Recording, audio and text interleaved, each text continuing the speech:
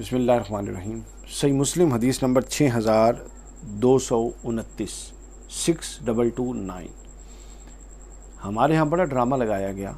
حافظ طاہر قادری صاحب کے پروگرام میں ایک شاہ صاحب تشریف لائے تھے، تو حضرت معاویہ کے دور میں اور بعد ازاں بنو امیہ کے باقی حکمرانوں کے دور میں حضرت علی پر جو سب و شتم ہوتا تھا، اس حوالے سے انہوں نے کہا جی بالکل نہیں ہوتا۔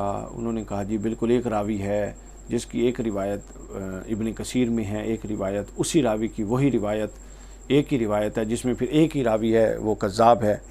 وہ ابن اسیر تاریخ الکامل میں ہے وہی روایت، وہ جو کذاب ہے اس کی اپنا اس میں ہے جناب اپنا تاریخ طبری میں ہے، تو اور تو شے کوئی نہیں ہے۔ چلیں میں نے کہا میں بتا دوں، حضرت علی پر بنو امیہ کے دور میں ممبروں پر سب و شتم ہوتا تھا۔ اس کا تذکرہ اس لیے ضروری ہے کہ حضور نے فرمایا جو علی کو گالی دے گا وہ مجھے گالی دے گا، اور علی کو گالی دی ہوئی ہضم نہیں ہو سکتی، لہٰذا سن لیجئے۔ صحیح مسلم حدیث نمبر 6229۔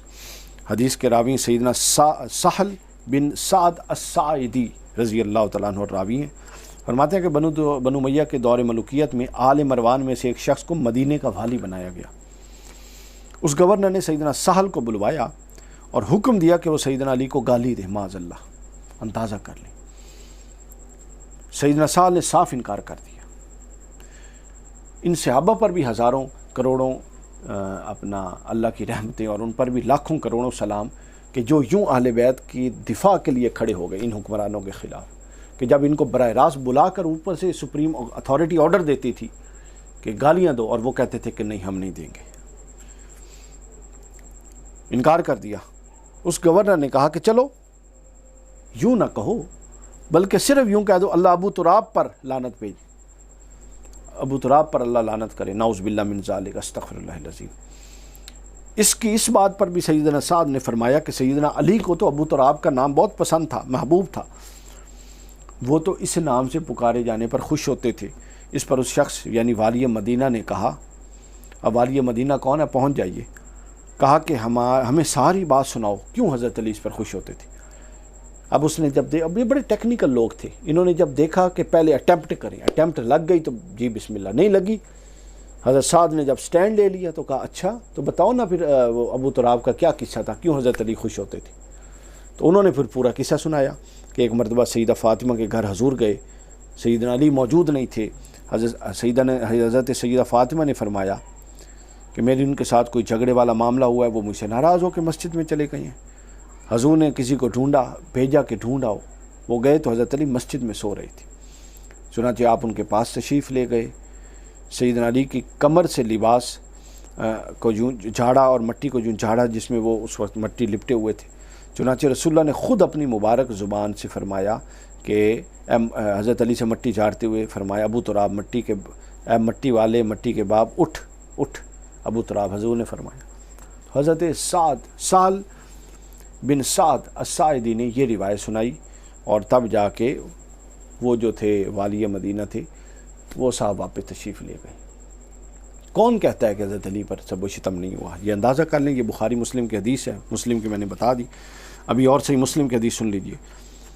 حضرت سیدنا عامر بن سعد بن ابی وقاص رضی اللہ تعالیٰ عنہ اپنے والد سیدنا سعد بن ابی وقاص سے بیان کرتے ہیں کہ حضرت معاویہ بن ابی سفیان نے حضرت سعد بن ابی وقاص سے پوچھا، سعد بن ابی وقاص کو ایک حکم دیا تو انہوں نے صاف انکار کر دیا۔ حکم مسلم کی اس حدیث میں نہیں ہے، میں مسلم کا حدیث نمبر بتا سکتا ہوں، مسلم کا حدیث نمبر نوٹ کر لیجئے جی، یہ 6220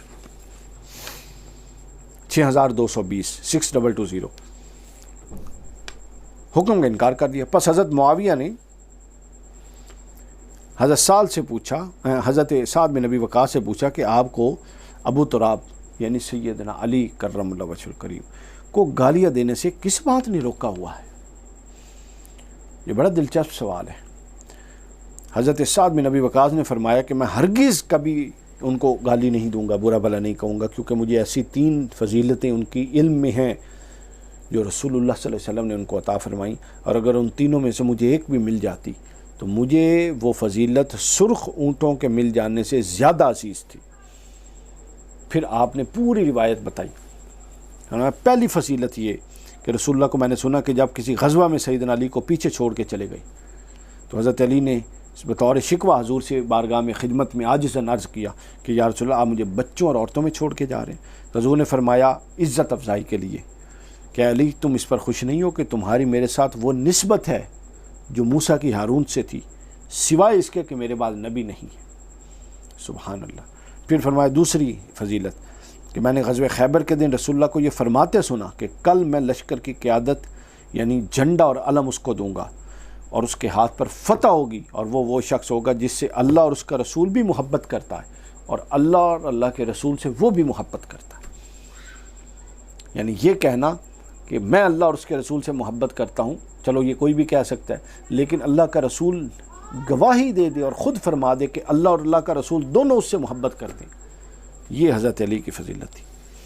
فرماتے ہیں کہ ساری رات حضرت عمر فرماتے ہیں کہ مجھے کبھی کسی شے کی طلب نہیں رہی سوائے اس رات مجھے طلب تھی کہ جھنڈا مجھے دے دیا جاتا، چونکہ سند آ گئی تھی کہ اللہ اور اس کا رسول اس شخص سے محبت کرتا ہے جس کو جھنڈا ملے گا۔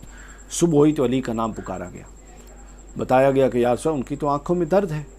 حضور نے بلایا، اپنا لعاب دہن مبارک لگایا، حضرت علی کی آنکھیں ٹھیک ہو گئیں، ان کے ہاتھ پر اللہ نے فتح دی، خیبر فتح ہو گیا۔ اور تیسری فضیلت مباہلے کے واقعہ کی ہے کہ جب عیسائی پادریوں کو مباہلے کا چیلنج دیا گیا تو قرآن کی آیت نازل ہوئی کہ پیغمبر فرما دیں آؤ ہم اپنے بیٹوں اور تم اپنے بیٹوں کو لاؤ، ہم اپنی عورتوں تم اپنی عورتوں کو، اور ہم اپنی جانوں کو تم اپنی جانوں کو، اور پھر اللہ کے حضور التجا کرتے ہیں جھوٹوں پر اللہ کی لعنت۔ سورہ آل عمران 61 نمبر آیت میں پوری آیت ہے۔ تو رسول اللہ نے سیدنا علی، سیدہ فاطمہ، امام حسن اور امام حسین کو بلایا، پھر یوں فرمایا اے اللہ یہ میرے اہل بیت ہیں۔ یہ تین فضیلتیں حضرت سیدنا سعد بن ابی وقاص رضی اللہ تعالی عنہ نے بیان فرمائیں، اور فرمایا کہ ان میں سے ایک بھی مجھے حاصل ہوتی تو میں کبھی بھی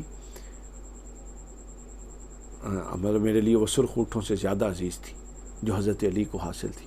اور اس حیثیت کے بندے کو جب مسلمان کہلانے والے حکمران ممبروں پر سب و شتم اور گالیاں دیں گے اور اپنا سر سوخ استعمال کروا کے دلوائیں گے تو دیکھیے وہ کتنے افسوس کی بات ہوگی۔